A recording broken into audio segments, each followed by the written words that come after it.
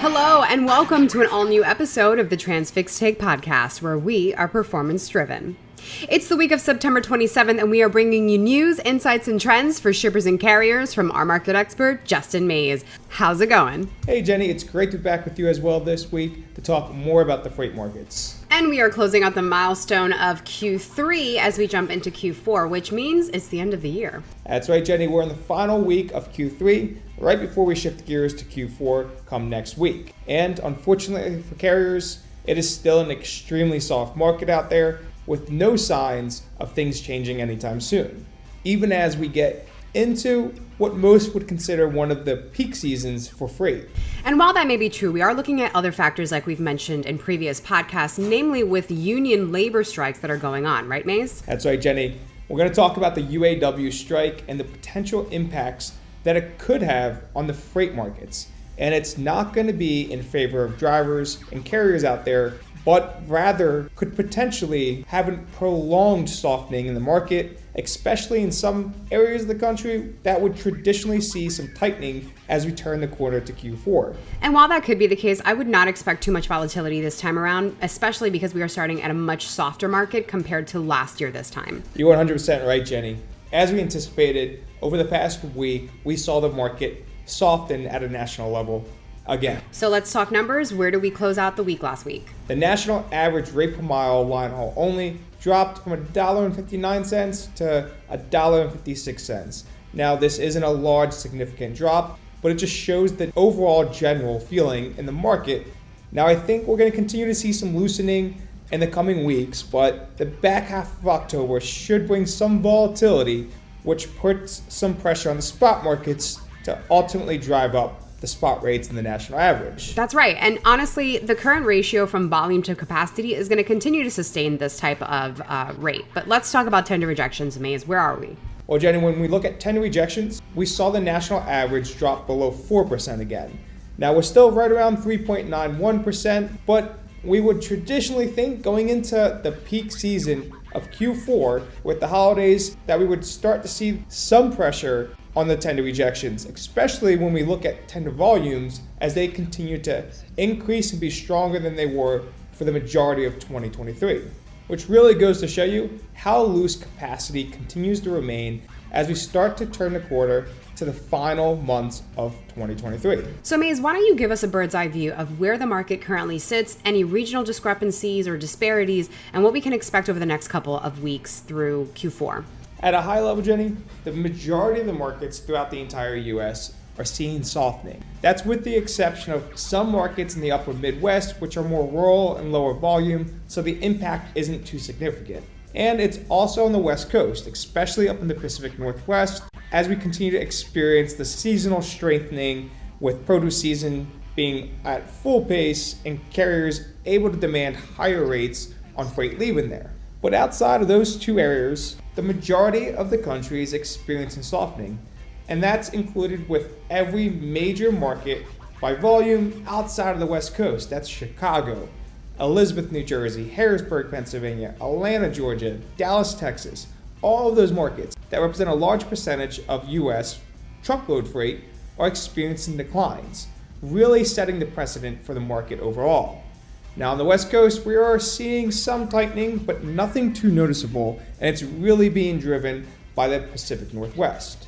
Well then, Mays, now that we know that, you know what it's time for, the regional breakdown. What region are we starting with today? I'm going to save the Midwest for last, because it's going to drive us into the UAW strike conversation. So instead, we're going to start out on the West Coast. Like I said, the West Coast is experiencing some tightening, even in some of the major markets like Ontario, California, but it's not as significant as what we're seeing up in the Pacific Northwest. Now, there are also markets experiencing pretty steep declines in states like Arizona, New Mexico, and Nevada. Overall, Jenny, I think we're going to continue to see the trend up in the Pacific Northwest, especially as we get into October and Christmas trees start to move. All right, now let's take a drive on over to the south. What's happening there? It's a mixed bag, but for the most part, rates are on the decline, especially when you look at volume. The largest volume markets are experiencing loosening with rates declining. These are markets like Dallas, Fort Worth, and Houston. On the flip side, markets along the border are a little bit tighter, but we're going to likely see this dissipate through the week.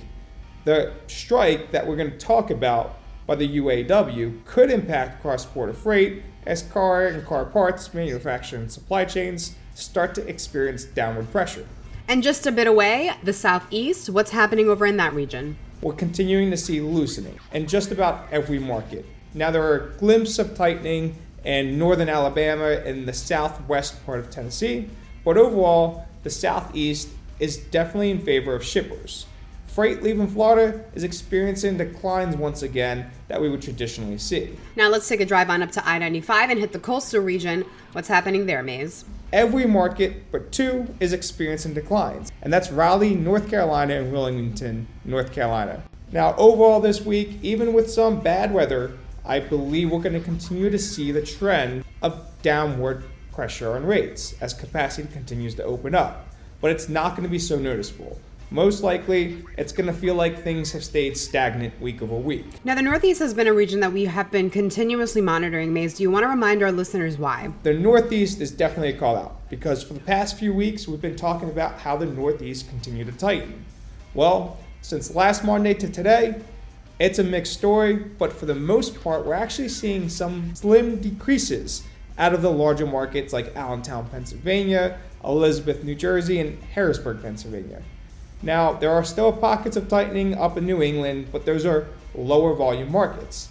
For the most part, even the Northeast is seeing some softening. Going into October, I'm sure we're going to continue to see some easing with volumes being lower in the beginning of the month, but the second half of the month, we should start seeing tightening capacity, putting pressure on spot rates and the market overall in the Northeast. So we've been holding on to this one for the end for a specific reason because we want to expand on the labor strike going on with the UAW. Maze. Let's talk about the Midwest. The Midwest is continuing to see loosening in most markets and could take a turn away from the traditional tightening in Q4 that we normally would see. And that is because if the UAW strike is prolonged, it will certainly have impacts on the Midwest as a freight market. But before we get into the UAW strike, I do want to touch on some markets that we're seeing some tightening. And those are the rural Midwest markets in states like North Dakota and Montana.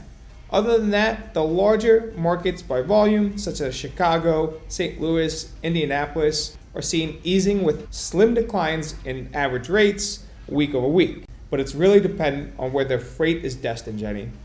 Carriers that are picking up freight in the Midwest and going down to the South or Southeast will be looking for higher rates as they're headed to less desirable markets. And so why don't we close up with where you think the UAW strike may drive the freight market toward or away from? So I'm sure it's not news to anyone, but the UAW strike and the impacts that it could have on the supply chain and full truckload markets. Now, as Chris Spear, the president of the American Trucking Association, points out, trucks move more than $950 billion worth of cars, trucks, and parts.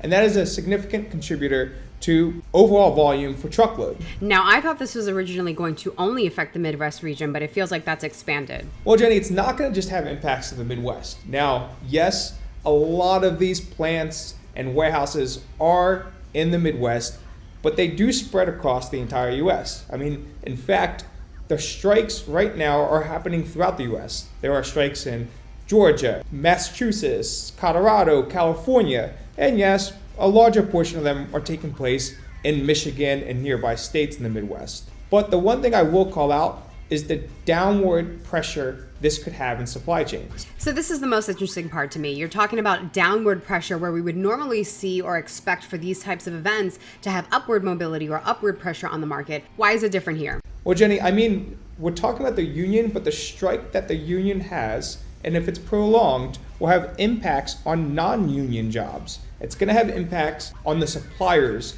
of these big three car companies. It could really start having an impact on supply chains, especially in the full truckload space.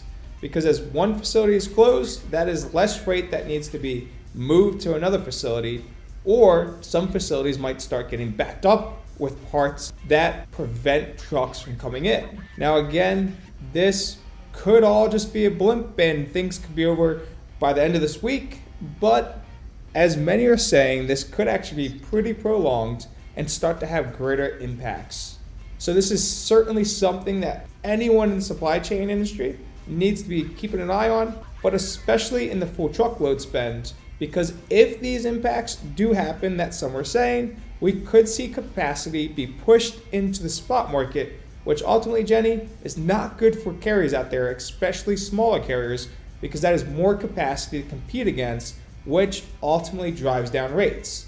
So if this is a prolonged strike and has downward momentum on supply chains, we could see rates go lower than anticipated for longer. Now, there are definitely a couple of updates on this strike, and will likely continue developing as we record the show, but we're in the 12th day of the strike, and so far, apparently UAW President Shawn Fain has said that the union has made major progress, quote unquote, recently in negotiations, specifically with Ford. However, the strike has since expanded to GM and Stellantis, so we are by no means anywhere near the end, and job security provisions could be the key to ending the strike on all fronts.